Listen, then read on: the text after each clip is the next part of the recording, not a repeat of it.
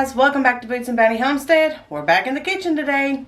I am bringing you a little different recipe to use those extra, maybe new varieties you have growing in your garden this year.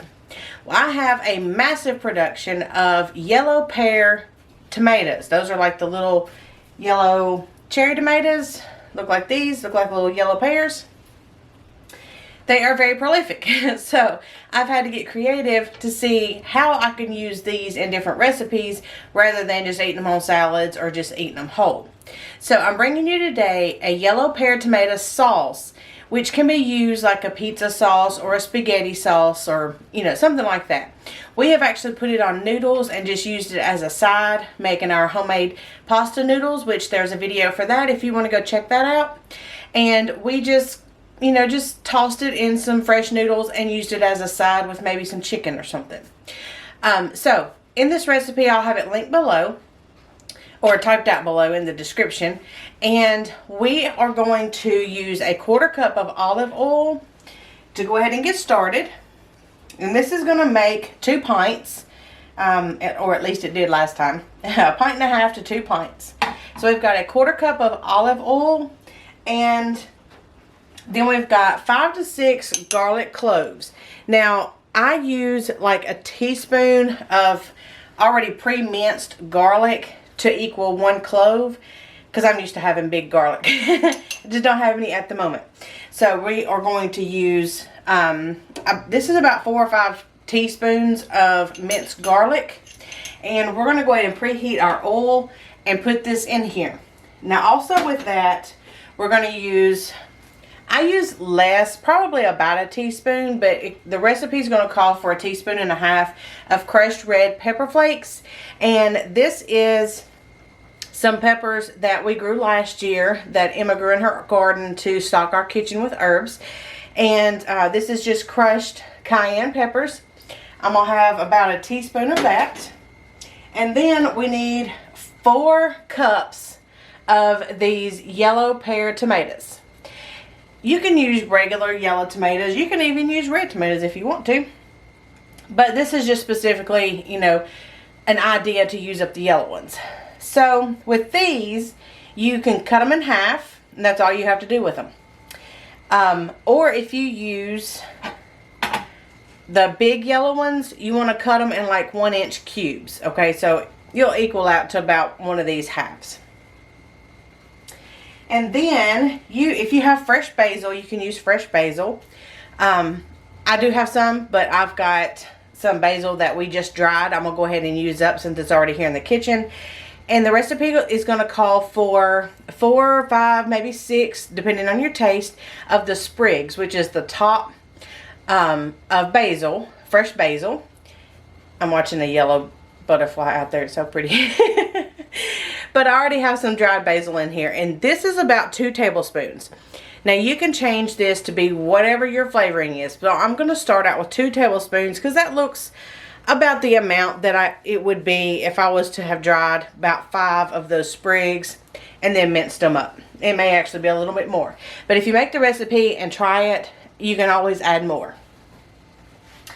And then we're going to need sea salt, just to your taste, or pink Himalayan salt. So those are the ingredients. Let's preheat our oil and get started. I'm going to put you guys at a slightly different angle this morning. So you see we have a 1/4 cup of olive oil that I'm heating on medium high in my favorite silver double bottomed pan here. And to that, we are going to go ahead and add our minced garlic.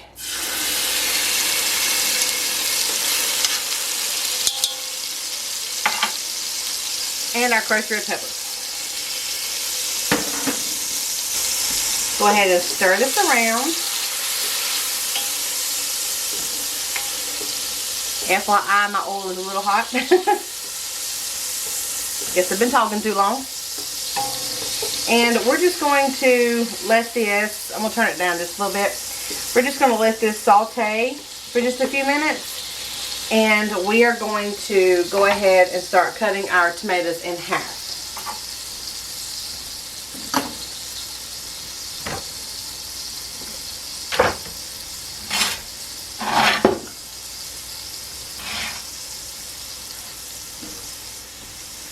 I've got a 4-cup measuring cup here that I'm going to cut them and just put them in it. Because you need 4 cups of the pear tomatoes.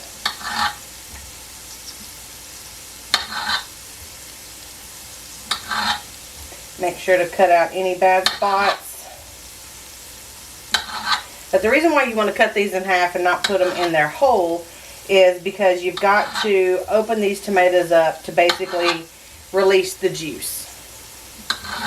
That's why you need to cut up any like big tomatoes that you use as well for this recipe.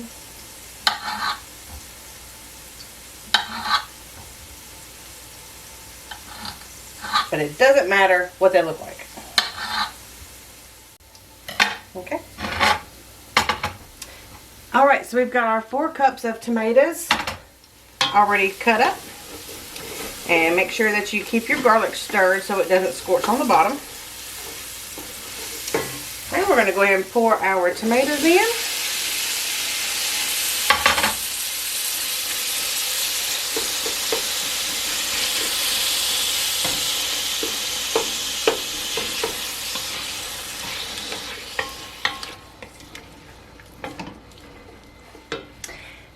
Sprinkle on our basil.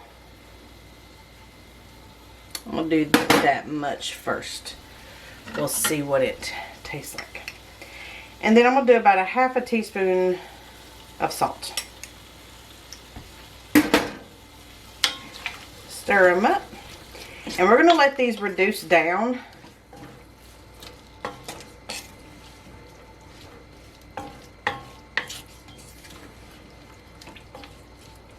We'll come back and check on these at about 10 minutes to see what they're looking like. Not going to leave them, but I'll show you guys what they look like at about 10 minutes or so. And I'm going to turn this back up on medium high just a little bit. Okay, so you see how they are coated with the basil. It looks like a lot, but it's actually not going to be a whole lot once they get done. You'll see what I mean. Alright, let's reduce this down until you start seeing the tomatoes kind of start breaking down real good. The skins will kind of start coming off, but don't worry about that because we're going to fix that when the time comes. So just keep stirring it around occasionally every couple of minutes and make sure not to let it stick on the bottom. And we'll be back. Ta-da! They're reduced down. Alright, so you see that we have more liquid in here now than we did before. A lot of the tomatoes have wilted down. If you have fresh basil, you can wait and add it at this point. Or you can go ahead and put it in there just like I did. It does not matter. At this point, we need to do this one of several ways. We need to blend this down, so you can either use a blender or you can use a food processor, or you can use an immersion blender like I have here. And that's what I'm going to use just because it's easier and the cleanup's a little bit easier than the blender. So this is very hot. Go ahead and cut it off and be careful. Be very careful. So I'm going to do this on the lowest setting. I like to tilt mine up just a little bit so I can make sure to get all of it to one side, just because my pot's bigger than it is deeper than it needs to be for this recipe. Make sure you hold it under, and we're just going to blend this up until it's smooth.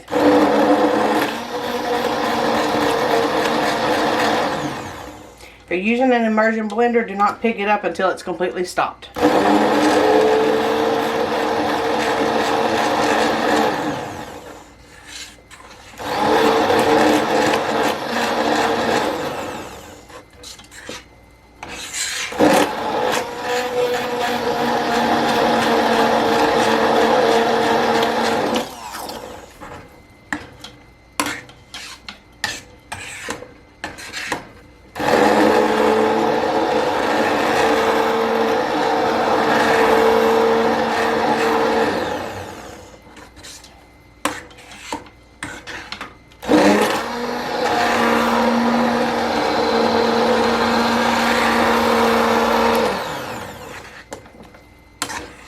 After you see that all the tomatoes have been chopped up with your immersion blender, or if you've ran it through the blender or food processor and gotten it all chopped up, just return it to this pan.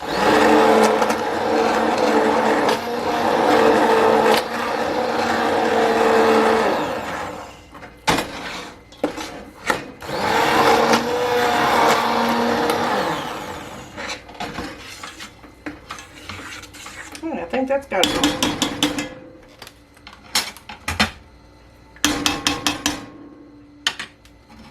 Now, if it is really runny, where it's got a lot of water in this, you'll want to cook it just a little bit on medium, or on the lower side, medium-low, to make sure it doesn't boil and splatter everywhere. Don't want you to get hurt or anything. But this seems to be good because whenever I stir it and then I stop, it jiggles for like a quarter of a second and it doesn't keep going.